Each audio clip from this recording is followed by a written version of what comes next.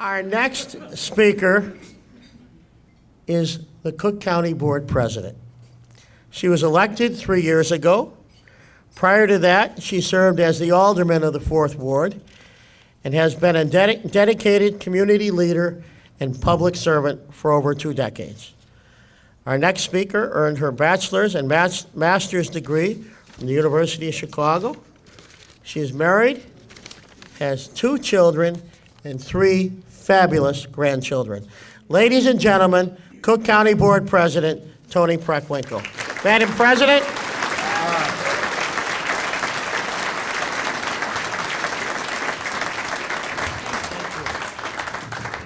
Good afternoon, everybody. It's my pleasure to be here today, and I particularly want to thank our county elected officials who are with us, David Orr, and Commissioner Gorman and Commissioner Fritchie, who is chairman of our tech committee for the county board. We're grateful for them. Would all of the other county employees who are here stand up, please? I want to thank them for coming out to support Lydia.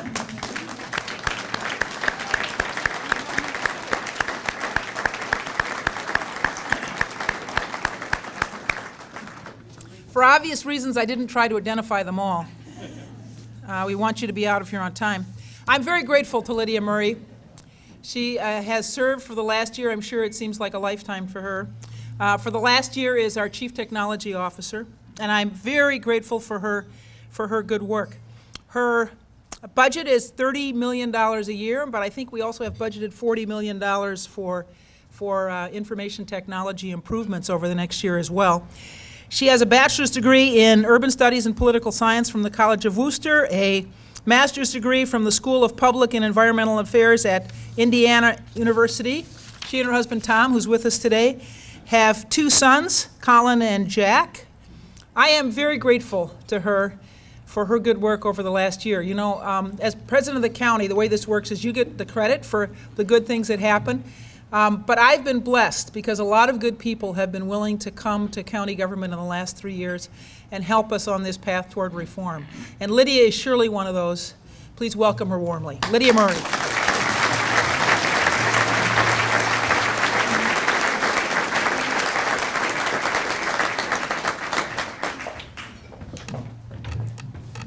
Okay, no pressure. With my husband here, I have to mention my dad is a pastor by trade, so he's a professional speaker, and my mother, among other things, teaches public speaking, so I'm standing up straight. I will have a report of how many times I said at the end of this, and she's already started the watch to see how long it is. But I am honored to be here today and have the opportunity to talk to you. No doubt many of you in this room are Cook County residents, as am I. But I'm sure, however, that I was the only person who excitedly ran to the mailbox to grab my property tax bill. It was a moment. It was a thing of beauty, a work of art. There were no smudges. The lines were perfectly clean. I wanted to frame it. If residents only knew the pain involved in producing this tax bill, they wouldn't curse at the numbers on the page. Before Toni Preckwinkle was elected as Cook County Board President, property tax bills routinely went out late. In fact, this happened for 30 years straight. But upon taking office, she promised residents' tax bills would be calculated, printed, and mailed on time. And this was a promise realized, but we have to give credit where credit's due. The property tax and taxation stakeholders, all the elected officials, their offices are really the engine to get the property tax bill out the door. The assessor, the board of review, the county clerk, who's here with us today, and the treasurer worked really closely together to make sure everything was done on time. And putting out the tax bill is kind of like a relay race. And the technology office is the anchorman of the relay race. They hand it off to us for them to finally be printed. And let's just say that this year, printing that bill was a disaster. They wouldn't print. The problem was related to the fact that the bill was modified to be on legal size paper this year so that we could show more detail of where your property taxes are going. This was a really good change. But because the county's tax calculation system is on a 1970s mainframe system, changing the format of the bill was not trivial. Our drop dead date was approaching to get the bills out the first week of July, And we started having two calls a day, all hands on deck, to try to fix the problem. The calls ended up mostly being a way for people to blame one another and point the finger at each other. We had the printer vendor blaming the mainframe vendor and the mainframe vendor blaming the coders, and on and on and on. And I finally had enough. I made the stakes very clear to everyone involved. CPS was counting on getting its share of the distribution of the property tax collections, and if they weren't on time, they would have to lay off more teachers. And I made it even more personal, saying if it was likely my kid would lose their art teacher if we didn't get the bills out on time. Nothing like a little strategic mom guilt to get things moving. And wouldn't you know it, 2 hours later, the problem was fixed. The pages started printing off the printers with no issues. I say all this because as I reflected on my time as CIO in the first year here, the story is the best example of the challenges facing the county and the technology industry as a whole. The primary challenge for the county is, simply put, we have really, really old technology to support our operations. Now, it shouldn't be a surprise to anyone in this room that the county has really old technology. I estimate that 3/4 of the county systems operate on mainframe technology, and I didn't have to look on Flickr. Actually, that is a punch card that was in the office lying around. So these are called zombie systems. They should have died a long time ago, but to everyone's amazement, they continue to live. Operating the county's technology on mainframes is the equivalent of using 8-track tapes in an iPod world. And those lucky enough, those are the lucky operations that actually have computers. Too many of our operations rely entirely on paper. Now, we have all read the stories about the numerous paper-driven operations, the reliance on carbon paper, yes, the purple kind, and carbon paper and COBOL are the county's reality. But we can transform that technology future and make it mobile and open source. The county is remaking itself in really remarkable ways, and it's really exciting to be a part of that renaissance. I look across the county and I see change in nearly every department, from the budget office to the medical examiner's office, from the budget office to procurement. I see departments moving from dysfunction to being well-run operations.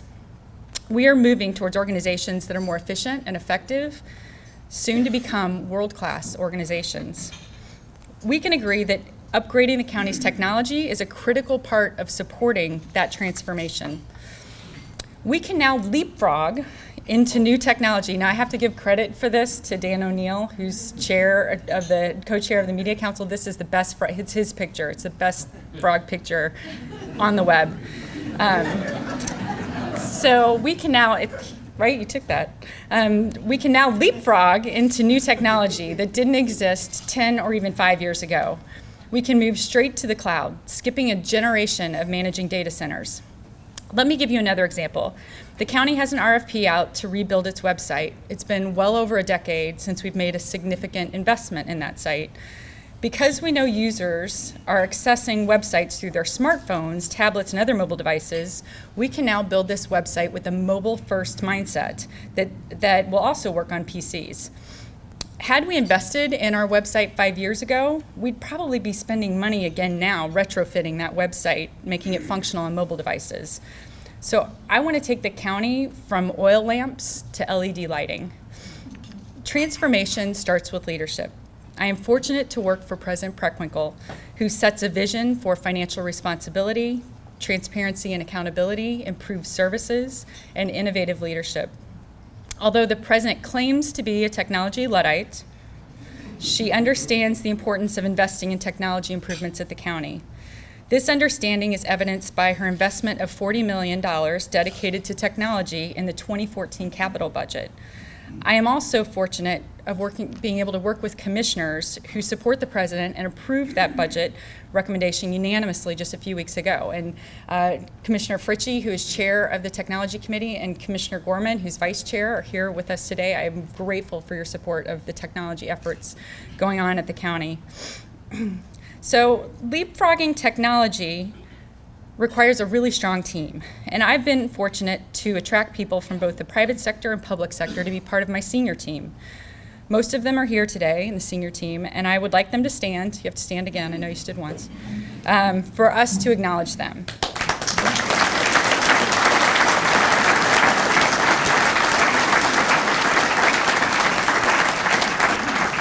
You are a team of really talented people and know how to deliver service. You are the ones who are getting the frog to jump. I have also found wonderful partners in the technologists of the other elected offices, some of whom are here today.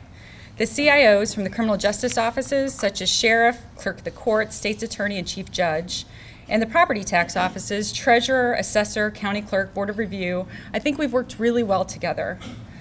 But in order to start leapfrogging, we have to do a few things really well. We have to partner with quality vendors. We have put an enormous effort into writing procurements with clear requirements and expectations, and we are making sure that we're paying our vendors on time. I want the vendor community to know that Cook County is a great partner, and I need your help in bringing world-class technology to our operations. The technology community in this region is a tremendous asset that will absolutely benefit the county. We are also being more responsive to our internal users. As an example, last spring we published a service catalog. It's a simple document that lists all of the services we provide, how to access them, and the expected turnaround time to deliver service. We're starting to measure our performance against these service levels. Now, this may not sound like much, but it means a great deal to our user community. Being responsive to users also means we have to upgrade our connectivity.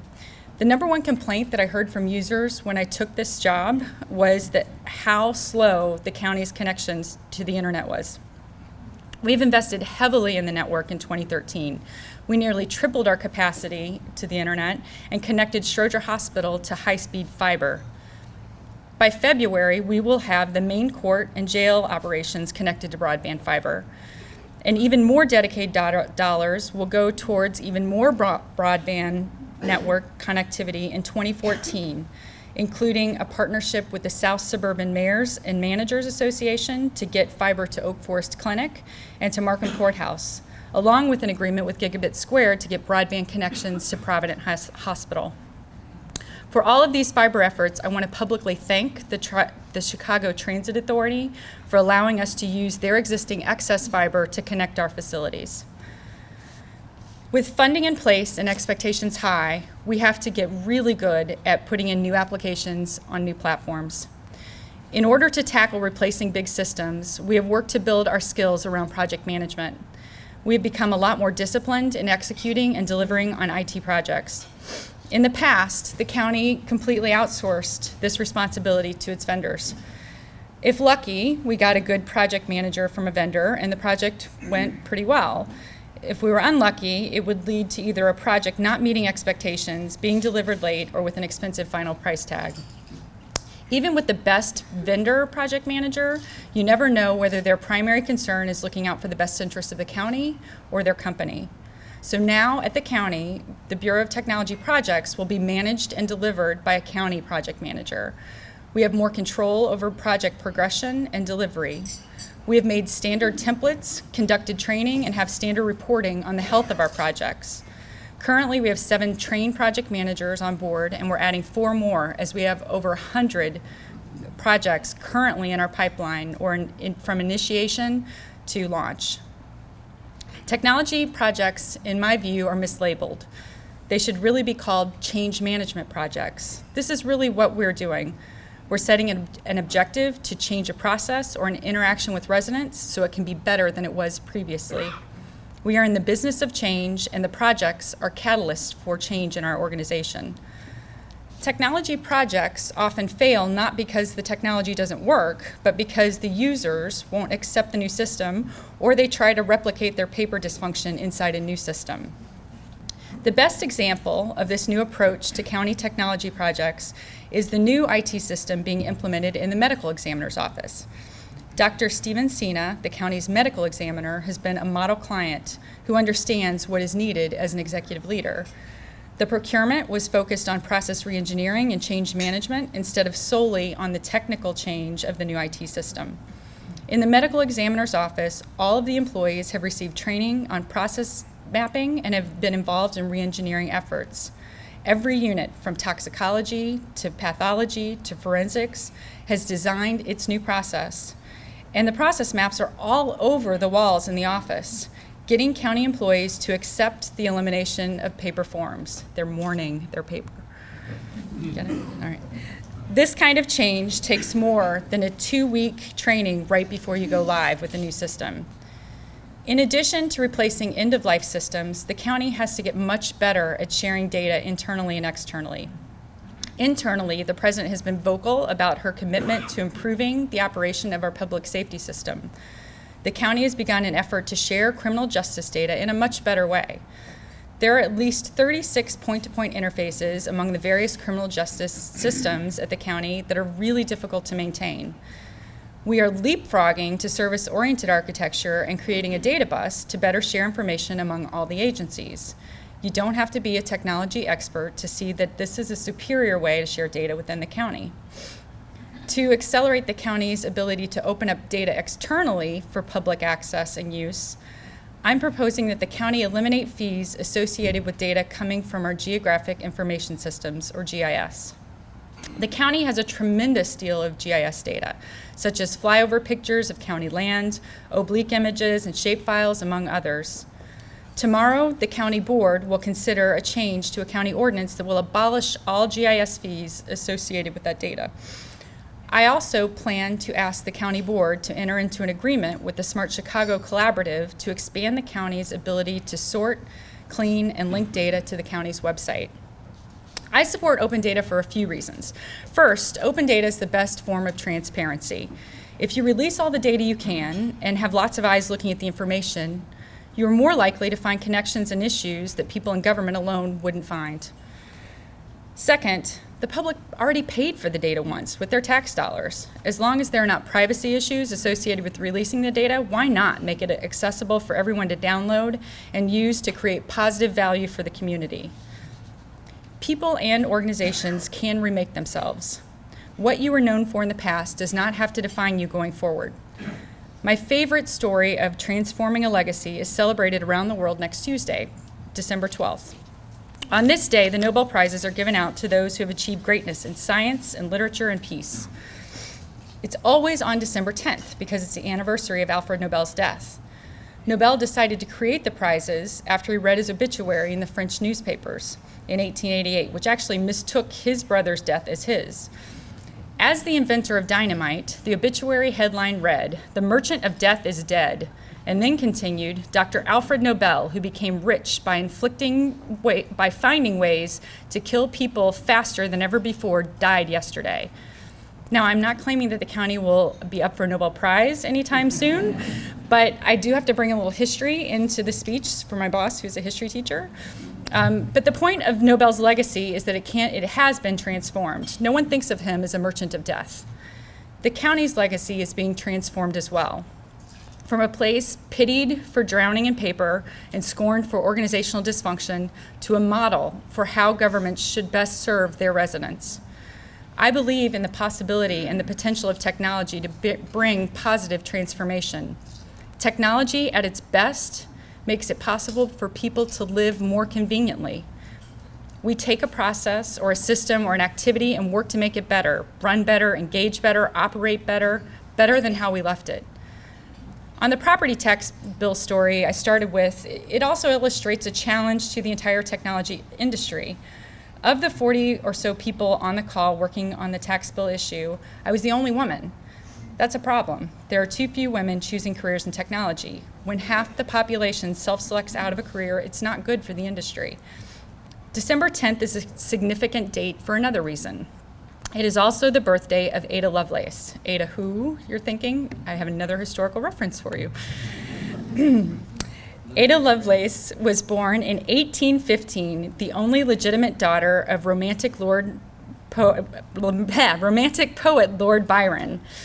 Ada was one of the first documented computer programmers in the world. She was called the Enchantress of Numbers. She was also quite the gambler, being really good at math. That's another story. Ada's work was recognized as having the first algorithm intended to be processed by a machine. Her ideas are recognized as a forerunner of the modern computer program. Ada is the great-great-great-grandmother of modern computer programming. So for those of you keeping score, that's 2 historical references, extra credit from the history teacher. Okay. Overall, there are fewer computer science majors in college today than 25 years ago. One reason is that women are not choosing this career. Women made up 37% of computer science majors in 1984, and today that number is fewer than 17%. Even though teen girls are now using computers and the internet at rates similar to their male peers, they are 5 times less likely to consider technology-related careers or don't plan on taking post-secondary technology classes. This is happening even though IT careers are generally more flexible and can be an opportunity to combine career and family really well. Today, I can't find a qualified computer programmer, either an Ada or an Allen, to save my life. Whenever I talk to other CIOs, both in the private and public sector in Chicago, this topic comes up again and again. According to CareerBuilder.com, in Chicagoland, there is 1 qualified computer programmer for every 36 jobs posting right now. Among the fastest growing sectors in the economy is technology, but still too many women and girls don't view it as an option. At the county's HR site, you will see a permanent listing for hiring programmers. Good paying jobs, and you even get Pulaski Day off. So consider this. The first time I went to a quarterly meeting with the 7 county CIOs from the region, Lake County, King County, the moderator welcomed us all as Lydia and gentlemen.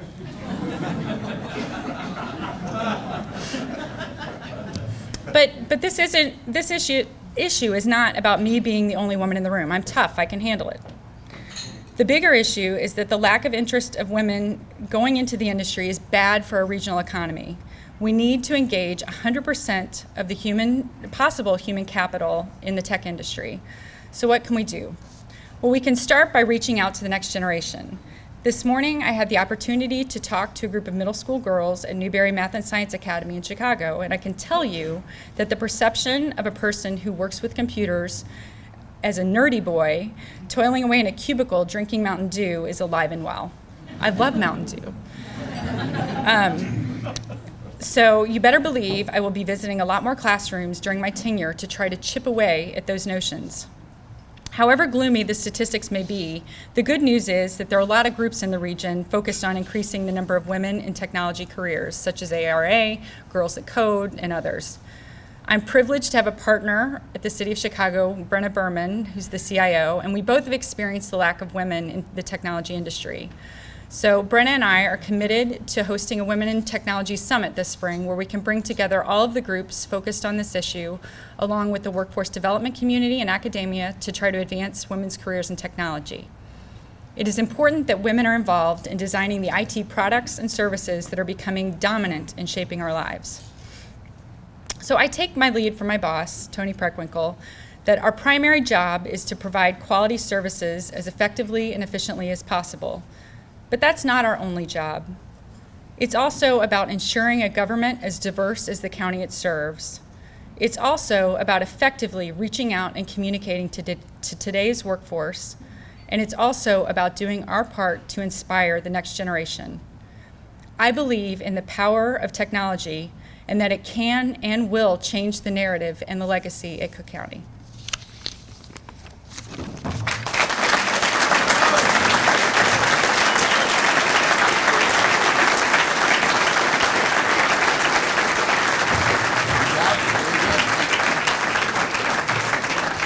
If you have any questions, City Club S is over there. As you could plainly see, a young woman. I don't want to go against the speaker. I'm not going to use the Lovelace line. I'm not. However, no, I'm not. I can't. I've got all kinds of great lines that the lawyers here, and more importantly, Julie's here. I'm not going to say those things. This is some, maybe at the end. Leighton Olson, Howe and Hutton, and a member of the club. Will Cook County be hosting or co-hosting health care medical reasons and enrollment integration forum in October 2014? Do you guys know about that? I actually don't. If they don't know about it, yes? In preparation for October of next year, so many things go into effect, enrollment, IT, electronic records, coding, and things like that. Are you going to be doing things before that time to coordinate the county with everybody else, the county share with others, et cetera? Email her. Okay. And they say green can't use technology. By the way, Miss Preckwick and I are both Luddites. And if you don't know what Luddites are, get your thumbs working. Okay. This is from Ian Ross, Concentric Equity Partners. What are the top 3 IT investments that the county could make? What would be the return? Staff reductions, etc. So there's 3 areas that have real pain points. The first is our court system. We know that we need to have it be an electronic court system. There are huge inefficiencies in having people write things down on paper and entering them into multiple systems several times. So a big focus, one of the top 3 priorities is making sure that we get more automation in our court system. The second is our financial system. It's unstable and again, old technology, and we have to upgrade our financial system. It won't work if we can't get paychecks out. So we're focused on that area. And then the third area is the property tax bills. I do not want to have to live through another property tax cycle where we almost can't publish the bills. So it's a lot of risk mitigation, and there are opportunities for seeing some efficiencies and seeing some cost reduction when we automate. I'd say those 3 things are the most important. I assume this is a real name, not a stage name. Susan Sweet, where are you there? It's real, okay, well. This is the City Club, you can't let any of that go by. Miss Sweet asks, he's from Sweet Insight Group. How would you have handled, oh Jesus, no problem. How would you have handled any of the recent government IT debacles, like Obamacare or Ventra? If you want to pass, go right ahead, or if you don't want to pass, make sure this goes out over the air. Go ahead. Yeah, it's been interesting to watch healthcare.gov, and hindsight is it's easy to quarterback after the fact. So I would say that all technology implementations are, especially really big ones, are hard. I certainly think that looking at the project management that was done, being delegated. They're going to be studying healthcare.gov. When I was in grad school, we studied the Challenger explosion. So there's going to be Harvard business cases on sort of the rollout of healthcare.gov. And, in retrospect, you should have delayed the rollout, and putting out something that users, or turning users off is a challenge. And you have to have tough conversations. I hope I won't be having a lot of those with my executives about, it's at some point better to delay the rollout if they were just doing unit testing and not full system testing, et cetera. On the Ventra piece, I think that they have 1 million riders a day, and we hear about the 1 or 2 instances where there are problems. And I think there's challenges in rolling out new systems, but I've had a great experience using my Ventra card. This is the last question, and clarity of writing does count, by the way. Is this a phony name, or? Another statement? Read that name. Right. Who gave this question? I did. Private sector, eh?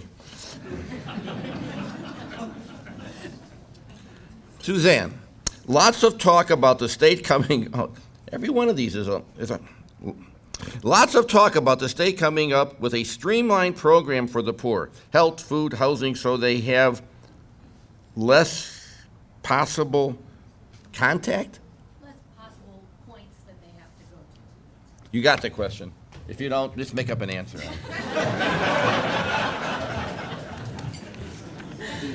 I haven't heard of it, but there are lots of different systems that have information that people give the same information over and over again, and if you can connect those systems, that's a good thing. It makes everybody's life more convenient.